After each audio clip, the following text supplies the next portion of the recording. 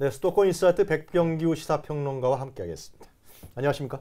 안녕하십니까? 네. 어서 오세요. 자, 오늘은 우리가 참 예민한 문제이기도 하고요. 상당히 논란거리가 될 수도 있고, 하여튼 그 공익 제보, 내부 제보라고 부르긴 좀 그런 것 같고요. 공익 제보자들의 현실, 최근 언론에서 많이 얘기가 되고 있습니다. 지금 공익 제보자를 꼽아서 시상하는 호루라기 상이라는 제도가 있지 않습니까? 이게 한 2년 됐습니까? 이게 지금 그죠?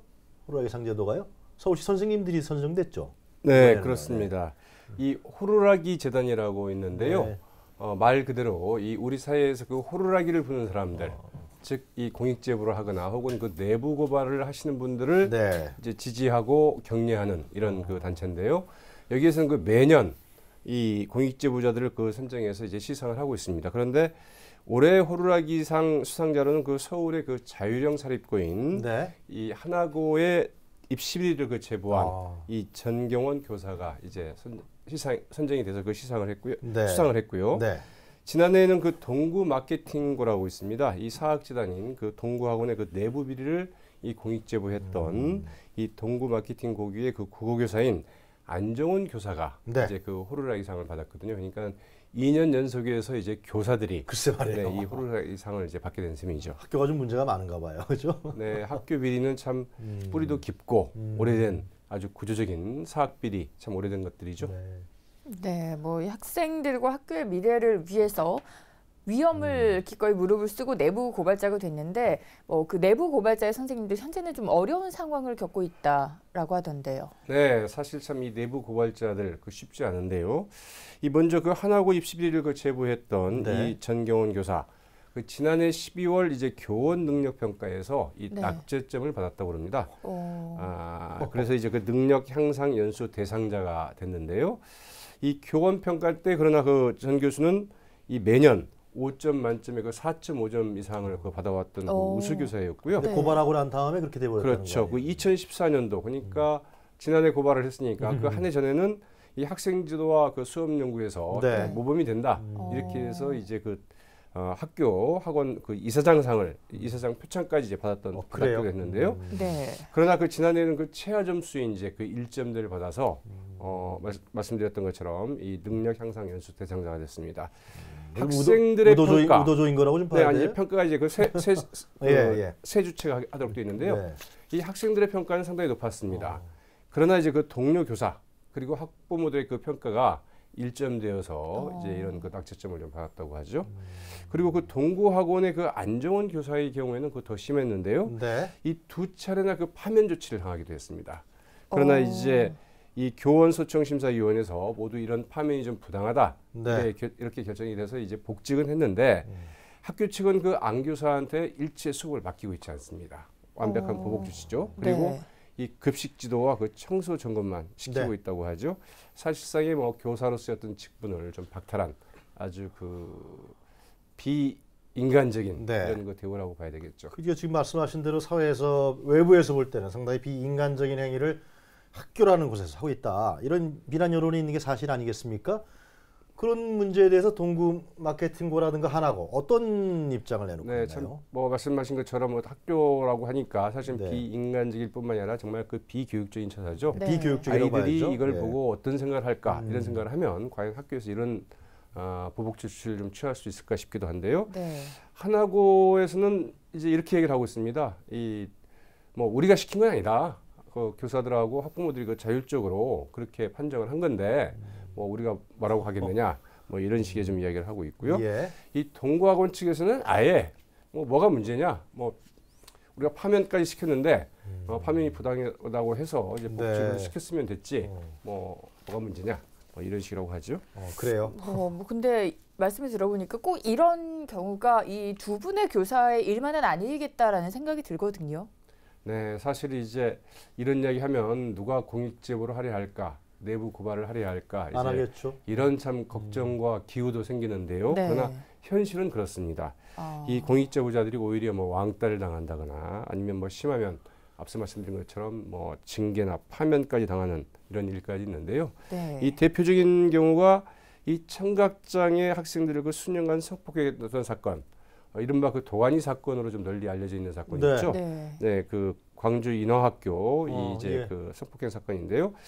이 사건은 이제 그 인하학교 그 교사였던 전응섭 전 교사에 의해서 네. 처음으로 이제 그 세상에 알려지게 됐습니다. 그러나 네. 이 전 교사는 그 후에 학교에서 이제 그 파면을 당하고 상당히 좀 어려운 이런 시절을 좀 보냈어야 했죠. 네. 그리고 이제 최근에 사례로는 뭐 영국 유학을 마치고 이 모교인 그 덕성여대에서 그 강사를 하던 분 이야기가 있는데요. 네. 네. 2014년 12월 이 같은 과 교수가 이 차 안에서 그 여학생에게 그 성추행하는 걸 보고 예. 참다 못해서 이제 이 사실을 학교 측에 이제 알렸는데 네. 문제는 이 해당 교수가 그 1년 가까이 혐의 사실을 부인하면서 이제 그 재판을 좀 질질 끄는 과정에서 네. 정작 이 사실을 이제 알렸던 이 강사는 학교에서 그 강사 자리도 이제 말하자면 더 이상 얻지 못해서 학원에 가서 뭐 영어 강사로 좀 생계를 꾸리고 있다고 하고요. 네. 무엇보다도 이제 우리나라 미술계가 굉장히 좀 폐쇄적입니다. 네. 그래요? 그러다 보니까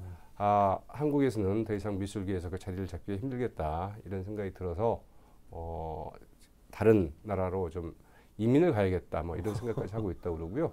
이 피해 학생 또한 학교를 좀 그만둘 수밖에 없었다고 그럽니다. 뭐 이런 상황이라고 하죠.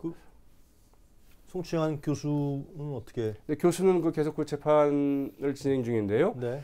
재판이 한 1년 정도 지난 뒤에야 네. 비로소 뭐 성추행 혐의는 본인이 그 인정을 했는데, 인정했어요? 네, 그러나 이제 뭐 학생들한테 뭐 탄원서를 받는다거나 뭐 이렇게 이야기를 해서 재판이 좀 진행 중에 있다고 하죠. 그럼 아직 교수 신분을 유지하고 있는 거네요. 맞습니다.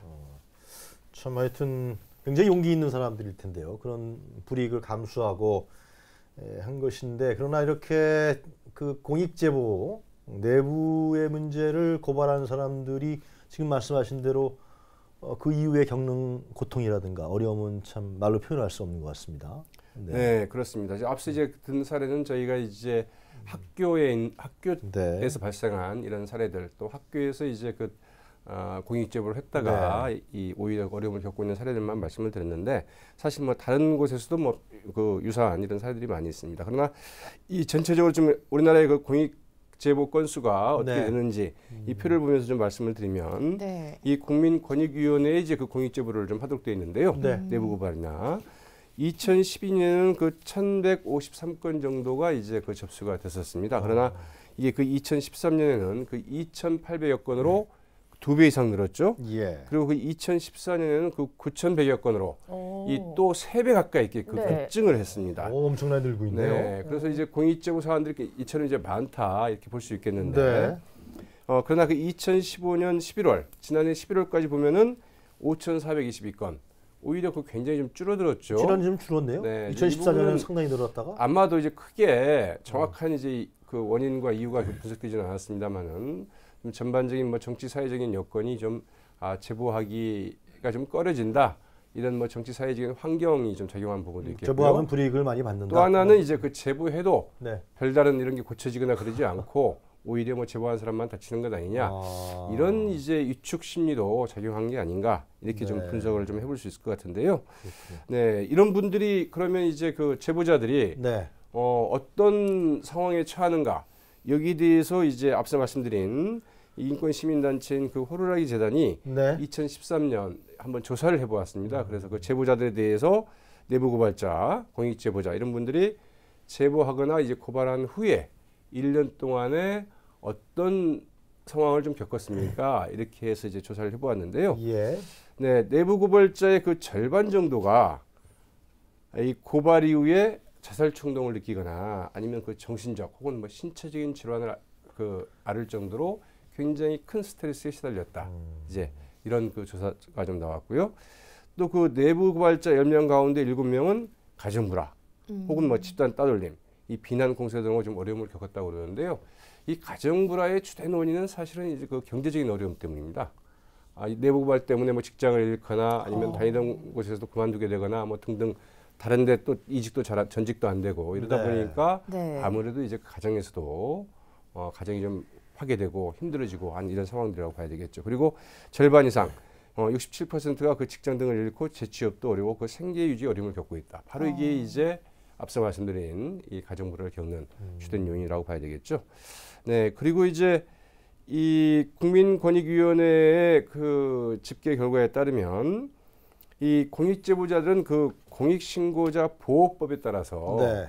이 공익신고를 한 사람들은 이 보호 조치를 이제 권익위원회 그 요청할 수 있도록 되어 있습니다. 그래서 여러 가지 뭐 좀 주변에 그 신변의 위협이나 네. 있을 수 있는 여러 가지 위협이나 위험으로부터 좀 네. 보호를 하도록 되어 있는데 그러나 이 보호 조치가 굉장히 잘 수용되지 않는 이런 현실인 것 나타났습니다. 이 국민권익위원회에 그 접수된 이 보호 요청 신청 건수를 보면 67건이었는데요. 몇 건 이 안 됐네요. 가운데 보호 조치가 취해진 것은 예. 20건. 그러니까 그 3건에 1건도 채 못 되는 것으로 예. 이렇게 드러났고요. 이 또 그 내부 고발자의 경우에는 일단 그 사실은 신원이 드러나지 않게 하는 게 중요하지 않습니까? 그렇죠. 네. 예. 그러나 이런 그래서 신원이 드러나는 게 중요한데 네, 안 이런 드러나는 것들을 것이. 어기고 이제 그 신분을 공개했을 때 이것들을 이제 처벌하도록 돼 있지만 그러나 그 신분 공개에 따른 그 징계 조치 요청 13건 가운데 그 4건만 좀 받아들여졌다고 예. 그러죠. 그래서 전반적으로 보면은 이 공익제보자들에 대한 이 신분 보장, 예. 보호 조치 이런 것들도 좀 굉장히 좀 약한 상태이고 또 그 신원을 보호하도록 되어 있는 네. 이런 그 제도도 제대로 좀 작동되고 있지 못하다 이렇게 좀 볼 수 있을 것 같죠. 사실상 그러네요. 이런 굉장히 큰 문제가 있는 집단이나 조직에서 내부 고발자들이 이런 공익 신고를 하지 않으면 그럼 고쳐지지 않지 않습니까? 뭐 도가니라는 영화에서도 우리가 정확히 봤는데. 그렇죠. 네. 그런데 이런 지금 평론가님께서 말씀해주신 어떤 건수라든가 뭐 내부 고발자들이 겪는 뭐 고통 이런 네. 통계를 보니까 상당히 어려운 환경으로 지금 가고 있다. 뭐 우리가 이렇게 정리를 할 수 있을 것 같아요. 맞습니다. 네. 이렇게 위험을 무릅쓰고 그렇게 내부 신고를 했는데 말씀해 주신 것처럼 공익신고 제보자 보호가 정말 취약하다라는 사실을 확인을 할 수가 있었습니다. 앞서서도 이야기를 해주셨지만 우리나라 이 공익신고자들을 위한 법이 있지 않습니까? 그런데 그게 전혀 힘을 지금 못 쓰고 있다고 봐야 되는 걸까요?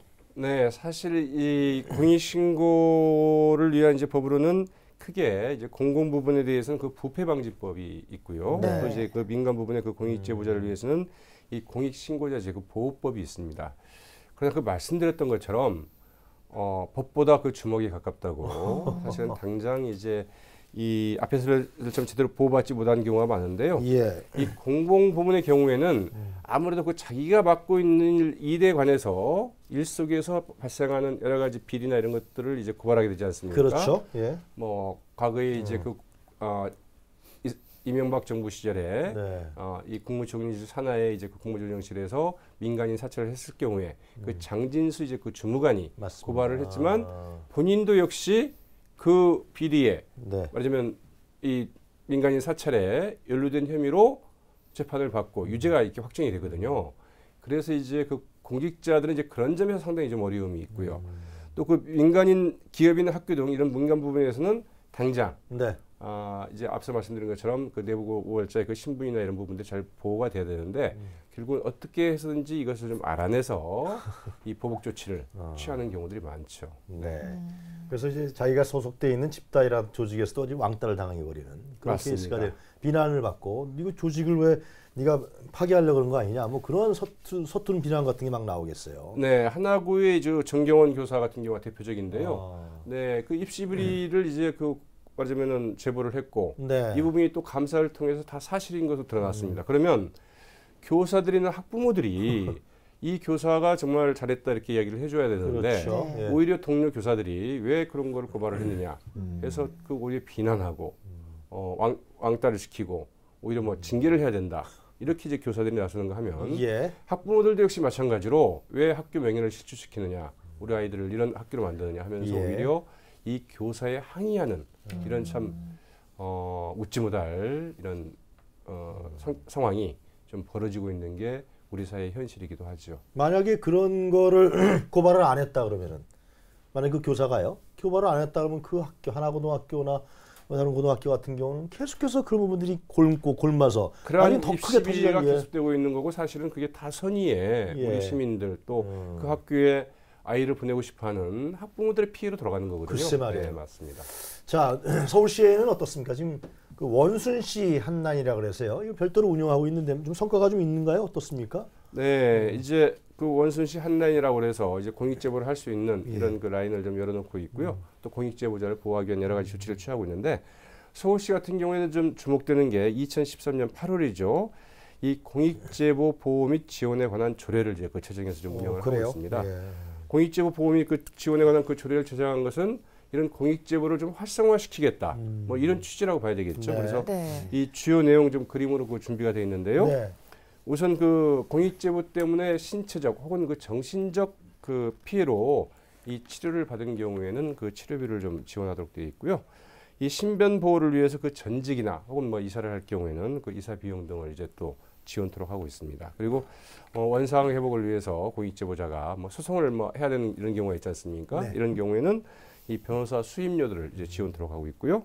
또 임금 손실이 발생한 경우에는 그 3개월간 임금 손실분의 그 평균액을 이제 지원토록 하고 있는데 과연 이게 얼마나 이제 도움이 될까 하는 부분들은 별도로 좀 따져봐야 되겠죠. 그리고 실직한 경우 이런 경우에는 위원회 공고에 따라서 이제 그 공익위원회 공고에 따라서 이 재취업을 이제 지원하도록 이제 이런 내용들이 좀 마련돼 있죠. 그들은 지원 및 보상제도 만든 지방자치단체는 서울시가 다른 데도 그런가요? 네, 일단은 서울시만 있는 거 이렇게 알고 있죠. 네. 네. 네, 이렇게 공익제보 보호 및 지원에 관한 조례가 제정이 돼 있긴 한데 그런데 서울시도 역시 공익제보에 대한 후폭풍 예외가 아니라는 지적이 나왔는데요.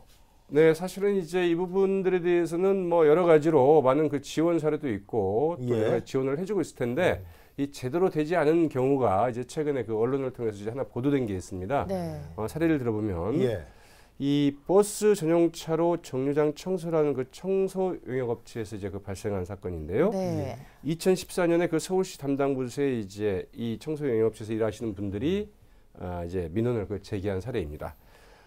높이 3m의 그 정류장 광고판 등을 이제 청소해야 되기 때문에 상당히 고공에서 이제 작업을 하게 되지 않습니까? 그리고 바람이 분다거나 또 옆으로는 또 버스들이 달리기 때문에 상당히 그 위험한 상황인데 그럼에도 불구하고 안전장구를 이제 그 제대로 지급하지 않고 제대로 갖추지 않고 작업을 하도록 해서 작업하시는 분들이 당장 이제 좀 위험하다 이런 것들을 이제 그 느낄 수밖에 없었던 이런 상황이었고요. 또 하나는 이 약품을 사용을 하는데 이른바 세제죠. 청소 세제를 사용하는데 그 약품이 백혈병을 유발할 수 있는 이런 그 약품을 인체에 유해한 약품을 사용하고 있는 것이 이제 드러났습니다. 그래서 이 부분을 같이 이제 그 제보를 했는데요. 그러나 이제 이분들은 당장 이 대기 발령과 그 대기 발령을 받고 그런 다음에 이 하청업체 그 재계약 때에는 재계약 해지 통보를 받았습니다. 이 보복 조치를 당한 것이죠. 그리고 이 서울시에서는 이제 당연히 이 하청업체가 이제 그 바뀌었는데요. 계약업체가 바뀌었는데 그러나 이 지난해부터 그 새로운 그 하청업체가 이제 이 사업을 맡아서 계약을 다시 해서 이제 이 서비스를 하고 있는데 그러나 이제 이 업체에서도 역시 이분들은 고용을 이제 꺼렸다고 하죠. 왜냐하면 이 제보나 하는 이런 분들하고는 같이 일을 하겠다. 이렇다고 이제 봐야 되겠죠. 그래서 이분들이 이제 그 지난해 서울시에 우리가 이런 억울한 사정이다 이렇게 좀 이제 그 다시 좀 신청을 했고요. 이 어떻든 그 서울시에서 이제 그 공익 제보자로 공식으로 좀 인정받기도 했습니다. 그래서 서울시 공익제보자위원회는 이들의 그 재취업을 이제 알선하라 이렇게 서울시에 이제 권고를 했는데 그러나 뭐 서울시에서도 좀 그렇게 해주겠다 뭐 그렇게 우리가 노력을 하겠다 이런 이제 그 고위 관계자의 이런 그 약속은 구두 약속은 있었는데 그러나 실제로는 그 같은 뭐 재취업 지원 이런 것들이 좀 제대로 이루어지고 있지 않다 이제 이런 하소연을 한 게 최근에 그 언론 보도를 통해서 알려졌는데요. 뭐 하나의 사례이긴 하지만 서울시가 좀 더 꼼꼼하게 좀 신경을 써야 될 이런 사례가 아닐까 싶기도 하죠. 좀 안타까운 얘기네요. 그렇죠? 맞습니다. 이렇게 된다 그러면은 이 공익제보 말 그대로 개인의 이익을 위해서 제보하는 것이 아니라 공공의 이익을 위해서 제보하는 것인데 그 공공의 이익을 제보하는 사람이 오히려 상당히 사회에서 소외되고 그리고 어려움을 겪고 있다. 좀 어떻습니까? 이런 제도적 장치라든가 법적 조치 같은 것들이 좀 필요한 거 아닙니까? 어떻게 보시나요? 네, 일단 제도적으로도 또 그 법적으로도 여러 가지 그 좀 더 장치를 좀 강화할 필요가 있겠죠. 당연히 이제 공익제보자가 불이익을 받지 않도록 하는 거. 그러기 위해서는 그 신분 노출을 정말 그 내부 발자 같은 경우에는 신분 노출되지 않도록 하는 여러 가지 좀 섬세한 이런 그 배려와 제도적인 좀 보완이 필요할 것 같고요. 특히 이제 그 민간 부분이 문제인데요. 네. 민간 부분에서 뭐 기업이나 뭐 학교나 이런 데서 일단 뭐 이런 공익제보자들이 드러나면 네. 일단 뭐 해고부터 시킨다거나 이러고 보거든요. 그래서 격리부터 시켜놓고 나중에 이제 그 법원에 가서 뭐 복지 판정을 받는다 하더라도 그때는 그때다 이런 식으로 당장 나오기 때문에 이런 분들에 대해서 당장 급한 게 사실은 뭐 생계 문제 아니겠습니까? 그렇죠. 이런 그 생계 지원 등이 좀 가능하도록 하는 이런 어떤 그 제도적인 장치가 좀 필요하지 않을까 네. 이런 생각이 들고요. 또 이 부분은 뭐 비단 제도적으로만 보완할 일은 아니죠. 예. 이런 분들이 있기 때문에 우리 사회가 이만큼이나 좀 나아졌고 투명해지고. 깨끗해졌고 예. 네. 또 살기 좋은 살만한 이런 사회가 됐다는 점에서 우리 뭐 시민 사회에서도 적극적으로 이런 분들을 좀 보호하고 지지하고 격려하는 이런 그 캠페인이나 운동 이런 게 좀 있어야 되지 않을까 싶죠. 맞습니다. 뭐 사회적인 보호 그리고 제도적인 장치도 필요하겠지만 일단은 지금 자기 보호도 좀 필요해 보이거든요. 이렇게 공익 제보자들도 그 앞서서 마음의 각오를 한다던가 혹은 뭐 여러 가지 뭐 준비를 할 게 있지 않을까 이런 생각도 드는데 전문가들은 뭐 어떻게 조언을 하고 있나요? 네, 사실 뭐 어떠한 부분에 대해서 그 특히 내부 비리나 이 비리 같은 경우 부패나 이런 것들을 본인이 고발한다고 생각할 때 참 그 망설일 수밖에 없는 결코 이런 쉬운 일 상황이죠. 아닙니다. 네. 진짜. 예. 굉장히 어려운 일인데 어떻든 전문가들은 좀 이렇게 이야기를 하고 있습니다. 우선은 이게 상당히 좀 많은 어려움들이 수반되는 일들이다. 네. 그렇다고 해서 뭐 그러니까 하지 말라 이런 게 아니라 뭐 당연히 그런 부분에 대해서 용기를 내셔서 해야 되는데 그럴 때 이제 몇 가지 좀 유의할 점으로는 우선 그 전문가들이 좀 도움을 받는 게 좋겠다. 특히 이제 신뢰할 만한 시민단체, 그러니까 네. 앞서 말씀드렸던 뭐 호루라기 재단이나 네. 이런 그 믿을 만한 신뢰할 만한 그 시민단체나 전문가로부터 충분히 좀 도움을 받고 어떻게 하는 것들이 좋겠다 이런 이야기를 좀 권하고 있고요. 네. 또 하나는 정말 그런 부분이 곤란하다고 한다면 적어도 자기가 정말 믿을 수 있는 분 이런 분들하고도 좀 그 정보를 좀 공유를 해서 네. 나중에 본인이 어쩔 수 없이 뭐 격리된다거나 혹은 자기 자신을 스스로 변호할 수 없을 때 예. 자신을 대신해서 이러한 사실을 세상에 알리고 도움을 줄 수 있는 분들을 옆에 좀 곁에 두는 게 좋겠다 이런 것들이고요. 그리고 또 하나 이제 그 유의할 점은 항상 이렇게 되면 우리 사회가 굉장히 좀 비열합니다. 비겁하죠. 그래서 이른바 저 사람이 더 문제였다. 이 사람이 굉장히 그 근무 태도가 불성실했다. 네. 아니면 뭐 그 여러 가지 말하면 근무 역량이 부족했다. 네. 이런 식으로 이제 그 개인에 대한 공격으로 나오는 경우가 많거든요. 그리고 무슨 잘못을 했다 해서 이제 다른 것들을 빌미 삼아서 뭐 징계를 한다거나 이런 경우가 많기 때문에 네. 어떻든 이 내부 고발자로서는 그러한 부분에 대해서도 좀 주변 정리를 좀 잘해놓는 게 좋겠다. 특히 이제 뭐 괜한 어떤 빌미가 될 거랄까, 아니면 꼬투리를 잡힐 수 있는 일들 이런 것들은 좀 단도리를 좀 잘해놓는 게 좀 필요하겠다. 이런 조언들을 하고 있는데요. 사실 어떻게 보면 좀 사치스러운 조언이라고 좀 봐야 되겠죠. 네, 상당히 어려운 일인데요. 하여튼 이 내부 고발자, 공익 제보자에 대해서는 우리 사회가 또 가능하면 국가나 정부가 좀 보호하고 제도적으로 이 사람들이 그 고통을 겪지 않도록 하는 부분이 필요하다. 뭐 이런 부분을 우리가 정리하고 오늘 맺도록 하겠습니다. 네. 네, 오늘은 여기까지 듣도록 하겠습니다. 백병규 평론가와 이야기 나눠봤습니다. 오늘 도움 말씀 고맙습니다. 네, 고맙습니다.